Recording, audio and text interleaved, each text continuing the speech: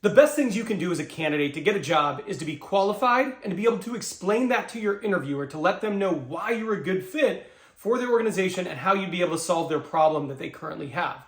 But beyond that, there are many other things you can do to stand out as a great candidate.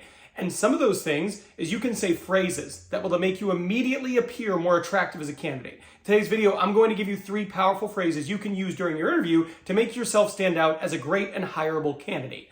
Let's go. Now that first phrase is, one of my key qualities is self-awareness.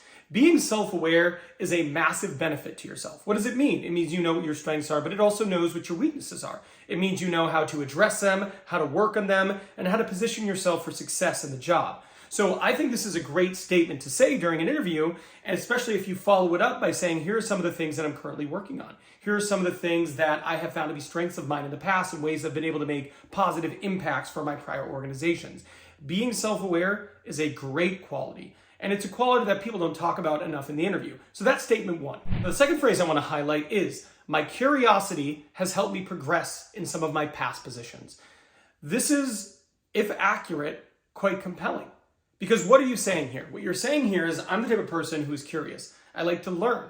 I like to understand what's going on around me, and I like to take the initiative to learn things. Being curious is great. Shout out Ted Lasso. So saying this in an interview, specifically if you have things you can reference as times you've been curious in the past, you've taken on additional learning, and you've been able to grow as a professional, is definitely going to make you come off as a more appealing candidate. But if they ask you a question, and you have the ability to talk about how your curiosity has helped you in the past, it's helped you learn, it's helped you grow, it's helped you explore different things, ultimately enabling you to elevate as a professional, it's a strong thing to share. The next powerful statement you can use in the interview process is, I am a constructive communicator. Now, I've talked in previous videos how you don't want to say things like, I'm a strong communicator.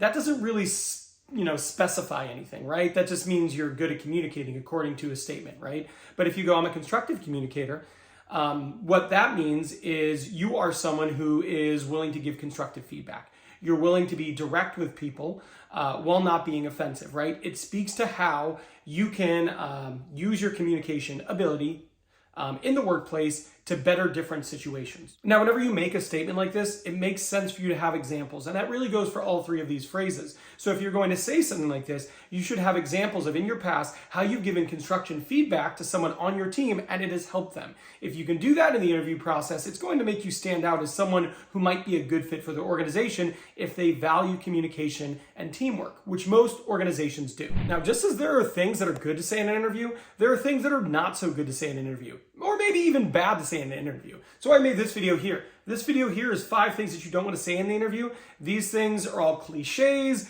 they're played out, and they don't actually help you as a candidate. So I'm done here, but I'll see you over there.